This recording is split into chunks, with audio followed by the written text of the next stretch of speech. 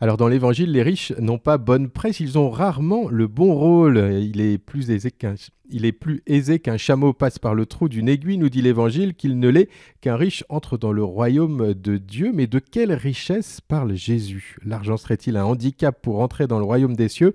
C'est la question que nous nous posons aujourd'hui avec vous, sœur Cécile. Bonjour. Bonjour. Effectivement, il y a une vraie question derrière l'argent, derrière l'avoir, et qui est très présente dans l'Évangile. Donc, vous avez cité ces trois passages. Il y en a plein d'autres où Jésus met en garde contre la richesse, contre l'avidité, à travers ses paraboles, à travers cet homme qui amasse son blé, qui veut construire un grenier pour en mettre encore plus. Et donc, avec cette question, mais si ce soir tu meurs, enfin, là je le dis en termes contemporains, mais si tu meurs, eh bien, que feras-tu de tout ce blé? Voilà, donc c'est une question qui interroge. Et c'est vrai qu'on pourrait se dire, à première vue, en lisant l'Évangile, que il fait pas bon être riche et que si on a le malheur d'être riche, qu'en sera-t-il pour nous au paradis? D'ailleurs, dans ce passage que vous avez cité sur il est plus facile à un chameau de passer par le trou d'une aiguille qu'à un riche d'entrer dans le royaume des cieux, qui vient après d'ailleurs la rencontre avec le jeune homme riche qui s'en va tout triste parce qu'il a de grands biens. Les apôtres sont complètement consternés devant ces paroles de Jésus, et même ils se disent, eh bien, à ce moment-là, qui donc pourra être sauvé? Voilà. Pourtant, dans l'Écriture sainte, on peut aussi trouver, il est aussi question de riches personnages parmi les justes. Je pense par exemple à Job. On nous dit que Job était l'homme le plus riche de l'Orient. Voilà. Et pourtant, Job fait partie de ces justes qui, effectivement, va perdre toutes ses richesses d'un coup, richesses matérielles, mais aussi familiales, puisqu'il perd toute sa famille, ses enfants. Et en même temps, Job va faire tout un chemin et va faire partie de ces sauvés. On a Zachée, qui effectivement est riche, mais que Jésus vient à sa rencontre. Il s'invite chez lui. Donc Jésus ouvre aussi la porte aux riches, la porte de son cœur aux riches. Et on voit que Zachée va aussi entrer dans ce chemin de sainteté. Donc voilà, ce serait peut-être une lecture un peu rapide que de conclure que, eh bien, il ne faut pas être riche. On retrouve aussi, au moment de l'ensevelissement de Jésus, on nous parle de Joseph d'Arimathie, qui était un riche notable, ça nous est dit dans l'Écriture, mais qui était disciple de Jésus de manière cachée par peur des Juifs. Donc on voit bien qu'aussi dans l'entourage de Jésus, il y avait donc des riches qui sont rentrés dans un véritable chemin de sainteté. Alors je crois qu'on même dans la vie des saints, beaucoup des saints sont canonisés en étant très riches. On pense à Saint Louis, un roi. Voilà, donc est-ce qu'il y a une opposition entre le fait d'être riche et la sainteté? Faut peut-être pas raccourcir trop rapidement les choses, parce que c'est sans doute un peu plus subtil que ça. Alors c'est vrai je pense qu'on est très marqué aussi dans notre esprit contemporain un peu par cette lutte des classes aussi, avec un peu d'un côté les pauvres gentils et les riches méchants, et que peut-être il faut aller un petit peu plus loin dans notre réflexion. On peut penser aussi, sœur Cécile, à un Saint Louis qui nous est proche en Normandie, Louis Martin, qui était aussi quelqu'un de notable, qui était concrètement riche, qui avait gagné beaucoup d'argent avec son horlogerie, et qui est malgré tout saint. Effectivement, donc la famille Martin faisait quand même partie d'une certaine classe bourgeoise de l'époque, mais qui en même temps, Louis Martin a été, tout en étant d'une classe relativement aisée, a su mettre sa richesse aussi au profit des pauvres.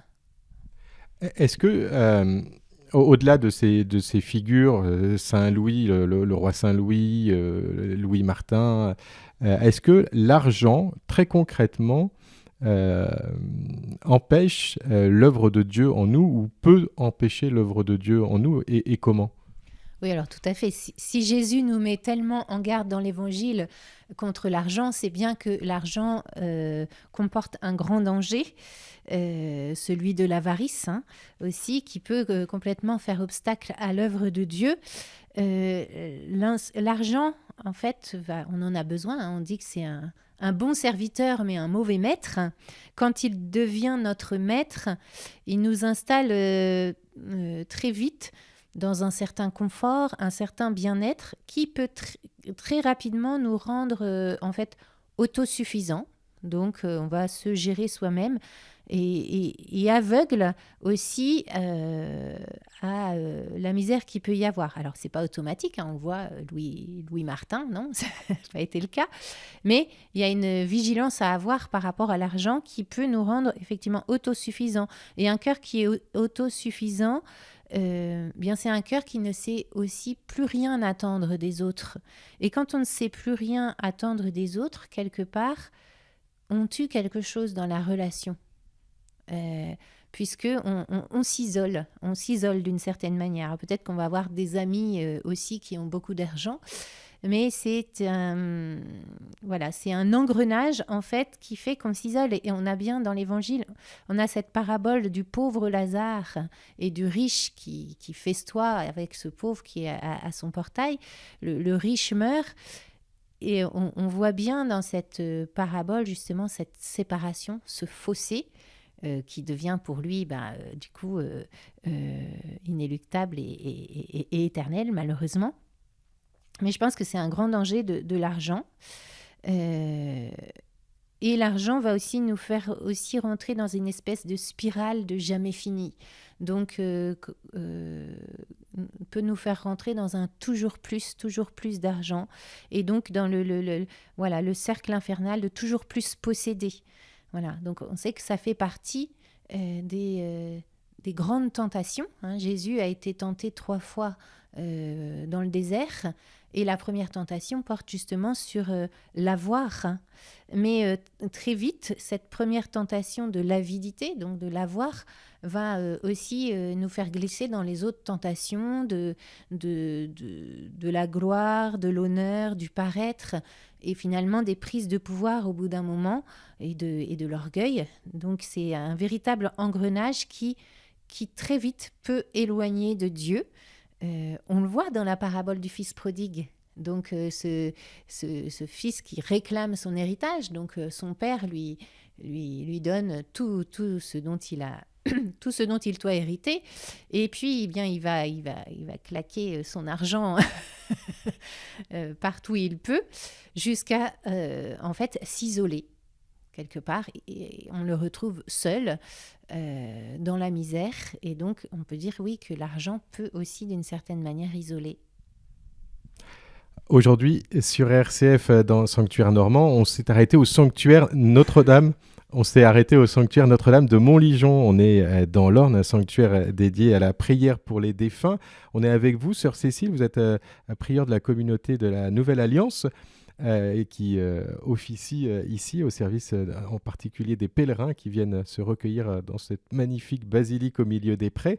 On parle de l'argent et des difficultés du riche à entrer dans le royaume des cieux. Alors on l'a vu avec vous effectivement que l'argent en soi n'était pas forcément un mal, mais que une approche viciée de l'argent, une absolutisation en quelque sorte de l'argent peut nous mener très loin. Concrètement, comment faire justement pour avoir cette saine relation à l'argent? Est-ce qu'il y a des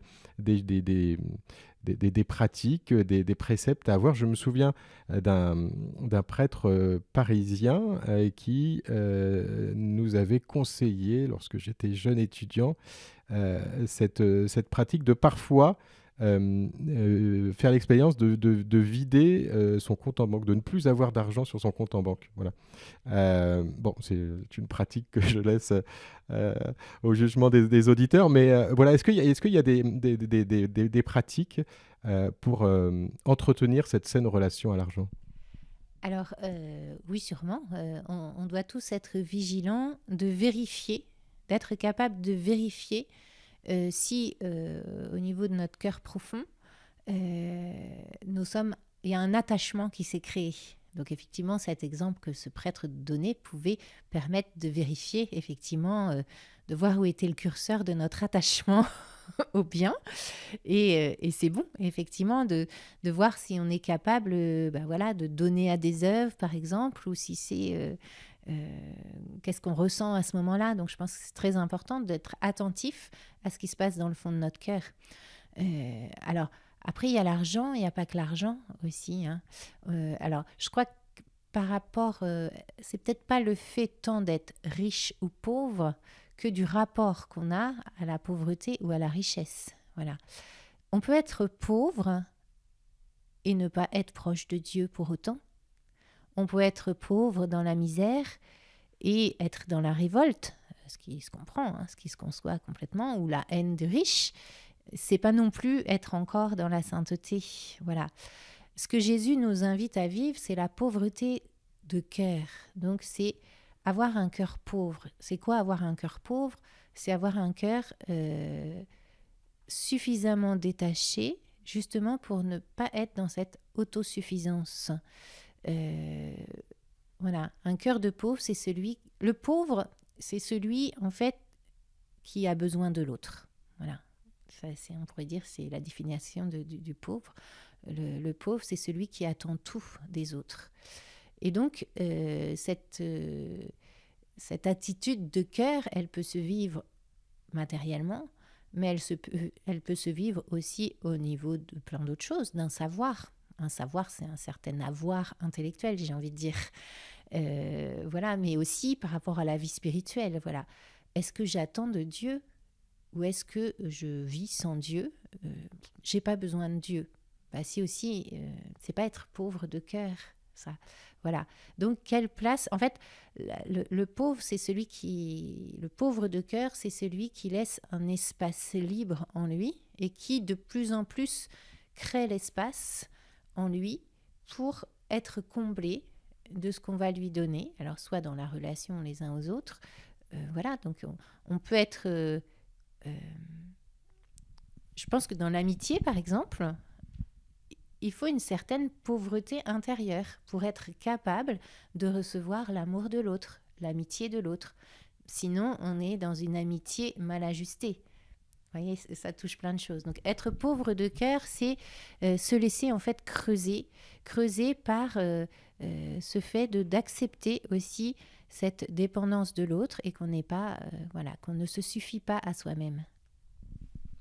Parce qu'on est à Montligeon, un sanctuaire, je le disais tout à l'heure, qui est dédié à la prière pour les défunts, est-ce que cette étape décisive de la vie, qui est la mort, ne remet pas le pauvre et le riche au même niveau et finalement ne remet pas la question vraiment sur à sa juste place Alors c'est vrai que la mort met tout le monde sur un pied d'égalité et que la mort, c'est une expérience que tout le monde va faire. Et j'ai envie de dire, c'est la plus grande expérience de pauvreté que nous allons tous vivre. Et qu'on soit riche, qu'on soit pauvre, le passage de la mort est un moment de dépouillement, d'appauvrissement, où l'on doit complètement se remettre entre les mains de l'autre. Donc il n'y a pas plus grand moment de dépouillement, d'appauvrissement. Donc c'est vrai que quelque part, le pauvre peut être plus apte à vivre, le pauvre de cœur va être plus apte à vivre ce passage. Donc la mort, ça se prépare aussi. Hein. Donc on peut la préparer sur cette terre. Notre pape François aime dire que les linceuls n'ont pas de poche. Et que du coup, effectivement, nous partirons tous dans un linceul sans poche. Donc nos biens terrestres, eh bien, nous n'en aurons pas besoin. C'est pas en arrivant devant le bon Dieu, c'est pas ça. Il y a une petite histoire drôle qui dit que c'est un riche qui arrive au paradis. Donc Saint Pierre regarde sa liste et il dit oui, effectivement, je vous ai bien sur ma liste. Donc le riche se dit bon. Alors Saint Pierre lui dit je vais vous emmener là où là où vous devez être, à votre place dans le ciel, dans le paradis. Donc, il commence à marcher dans le paradis et puis donc il traverse une belle zone pavillonnaire avec des belles maisons bien cossues, des beaux jardins, etc. Donc le riche se dit, c'est sans doute là que je vais être installé. Mais malheureusement, Saint-Pierre passe son chemin et arrive dans un quartier un peu plus modeste. Bon, donc le pauvre se dit, bon, c'était pas ça, mais bon, alors si c'était pas ça avant, c'est sûrement ça. Et puis en fait, non, Saint-Pierre continue à avancer. Alors le riche lui dit, mais vous êtes sûr que je suis pas là? Non, non, non, je vous assure, vous n'êtes pas dans ce quartier. Donc après, ils arrivent vous comprenez, à chaque fois dans des lieux de plus en plus appauvris, donc dans une petite cité, voilà. Et puis après, on passe au HLM, etc. Il dit, oh bah, et c'est toujours pas là, c'est toujours pas là. Et donc le riche se panique un peu. Il dit, mais écoutez, regardez bien sur vos listes. Vous êtes sûr que c'est pas là? Et Saint-Pierre dit, non, non, je vous assure, avec ce que vous avez apporté, on n'a pas pu faire plus. Et il arrive dans un endroit qui est une sorte de bidonville, enfin voilà, de quartier très très pauvre. Et il lui dit, voilà, avec ce que vous avez apporté, on n'a pas pu faire plus.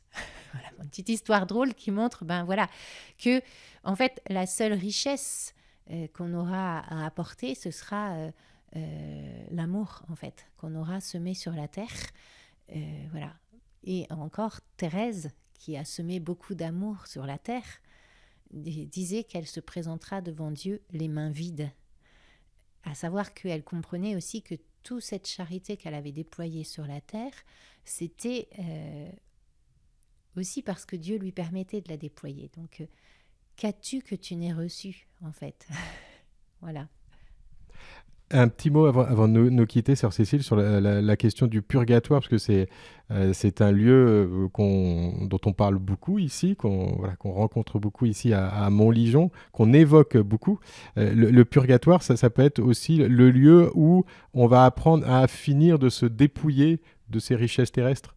Alors effectivement, c'est pas rien la mort, parce que qui peut dire qu'il va arriver parfaitement pauvre devant Dieu? Alors ça doit arriver, hein. Le bon larron, certainement. premier saint du paradis. Mais effectivement, on peut penser qu'il peut y avoir des purifications encore à vivre par rapport à toutes les conséquences, en fait, de cette avidité dont on a eu du mal à se délier.